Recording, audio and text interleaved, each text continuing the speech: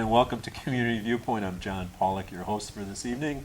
Hopefully today is Monday, November 8th, and thank you for watching. You found us on Mondays.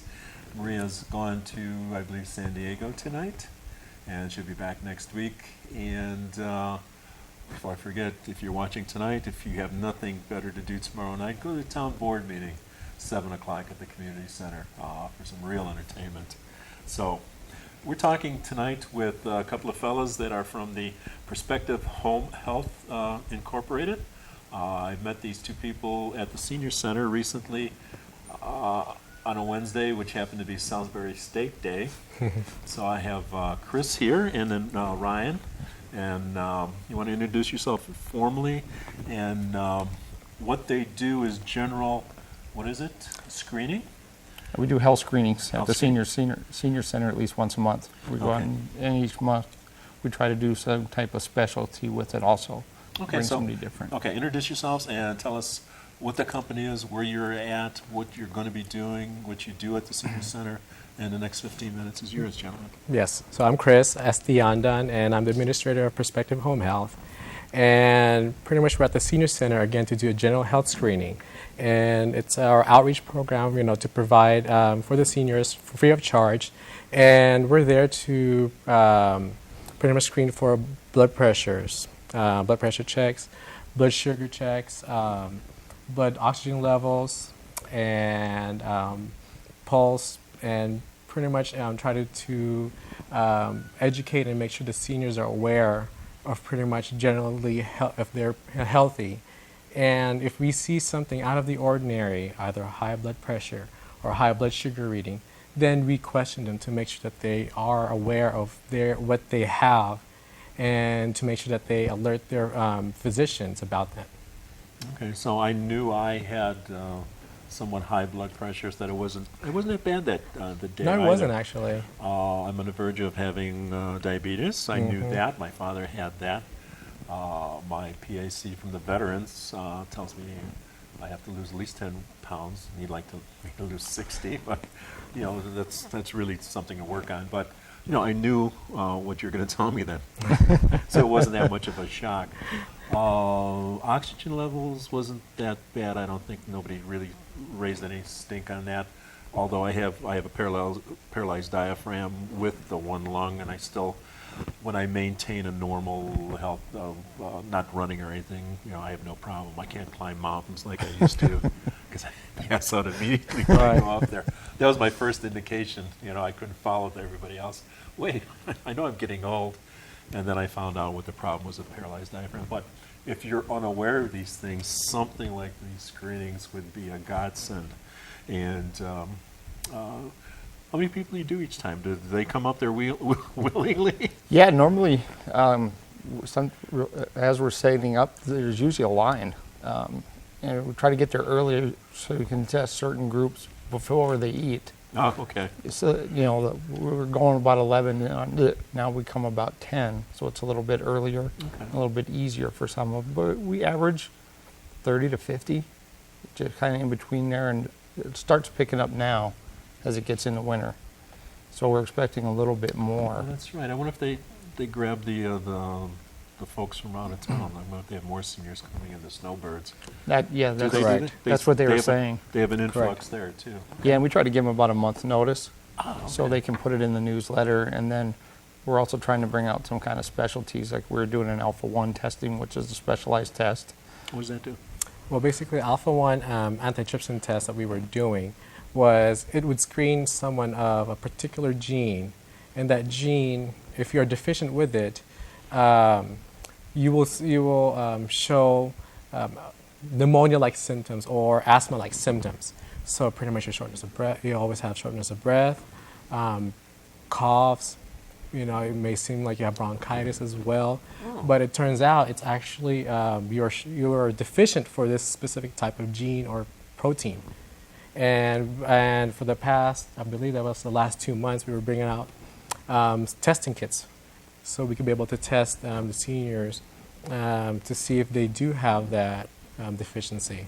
And we have some doctors that did the testing and then got back to the ones that were positive to inform them, and they were going to get at least a month or 3 months of free medication for it to get it going. Oh, Correct. great, that's even better, yeah. This may sound funny, but while you were doing the screenings, you didn't have to call an ambulance, right? No, we haven't had that yet. Knock Not yet, on no. wood, Hasn't got please. that- No, we've been successful with that so far. Go call an ambulance. Yeah, we've had a good turnout. The people seem to be very happy with it. It's a good thing we're doing out there. We like it. And you're basically, your offices are in Las Vegas right now? Yes, we're in Las Vegas, basically off of Rainbow and 215. So Okay, you we're mentioned semi close to here. I mean, to Correct. get here is a very quick, easy ride.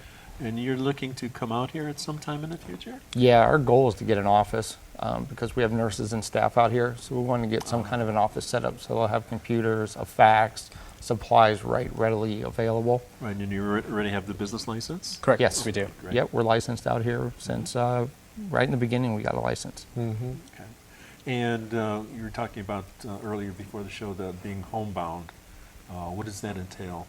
Yeah, pretty much. The one main reason why also we're there at the senior centers to explain to them the benefits of home health, and a lot of times they're unaware of all the resources that is available through home health as well. But one main thing that they could qualify for home health is that they have to be homebound. Now, homebound does not necessarily mean that you have to be bedridden. Pretty much being homebound means that in order for you to go out and let's say go to your doctor's appointment, to go to the supermarket, it has to be really taxing for you to go out. Okay. And you cannot leave by your own powers. You have to be assisted by someone to be able to go to just do any normal, regular errand or Shopping, yeah. Pushing, doctor's Shopping, appointment, someone's got to exactly. take you. Right. You know, you don't have to be locked down to your house, but you also can't be able to go to the casino every afternoon. Well, don't get me started on that. To see some of the folks they're on oxygen, smoking a cigarette with a drink in their hand, playing a slot machine. That's really hardcore gambler right Yeah, there. we've had it in Las Not Vegas. to take anything away from them. Okay. Yeah, we've had it in Las Vegas where I've gone out to a movie with my wife and kids. When we were walking through the Red Rock Casino, and there was one of my wife's patients. She's a nurse, and they said, "Oh, we come here every night." Well, we have to discharge them.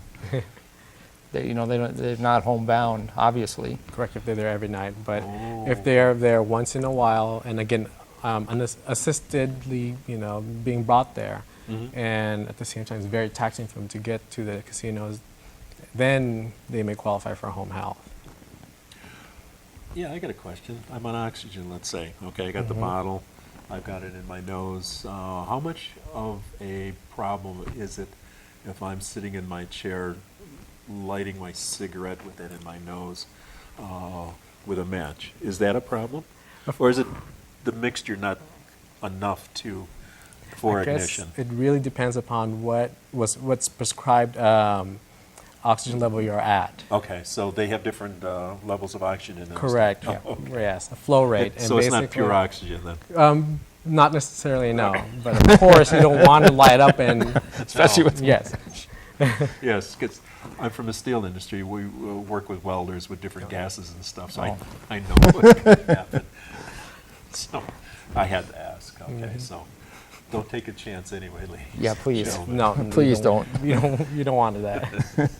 That's out of So- our hands. Yeah, so you've been coming out here since June, you said? We started coming out in June. We did the first testings in July. Correct. And then we've been doing a monthly now. Right now, we're going to do 2 this month, going into the holidays, and probably twice in December if we can fit it. Just because people are getting the flu now, sicker, Oh, yes. trying to be out here a little bit more proactive with them. Correct. I just kicked off my microphone. That's what kind of professional I am. But anyway.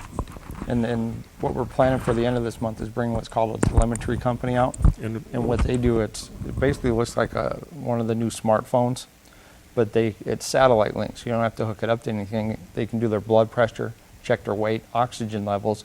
It uplinks via computer, the satellite to us. Okay. And if there's anything abnormal, it sends out an alert to the nurse and our office staff, so we can get a hold of them. Oh, it's or like being in a notify- hospital room when you're... But you're at Correct. home. Yeah. But you're at home, and we can keep track of it. So when they do it, we can watch what's going on If something's wrong and they happen to be by themselves, we're going to get an alert. If we can't get a hold of them, we're going to call 911 for them. Exactly. Now for the screenings, is it okay for the people to come back from time to time to check their blood pressure on a monthly basis? Absolutely. Okay, because I have a cuff at home. I got it from the VA, and I Correct. do that like weekly. Correct. Yeah, we prefer we have kind of a group that we're starting to see that comes Oh, good. every time we're out there. But things change, maybe a diet or something they're doing, so we want to help them keep track of it. Yeah, it's early warning system, basically. He said, yeah, this is really great what you're doing. I'm glad I was able to see you guys over there at Salisbury Steak Day. Oh, I'm not going to forget that for a long time. We plan it around certain foods, just so you know. Correct. That is the truth. And you do the testing, like you said, before people eat. Some, Correct. because Yes, some- we used to not, but then people asked us if they could for diabetics, Correct. certain blood sugars. Right, Of right. course, We could do if you're pre- diabetic and you're taking insulin or some type of anti-diabetic medication, please don't go there, haven't eaten yet while taking your meds, because it's, we don't recommend that at all. And when are you going to be there next?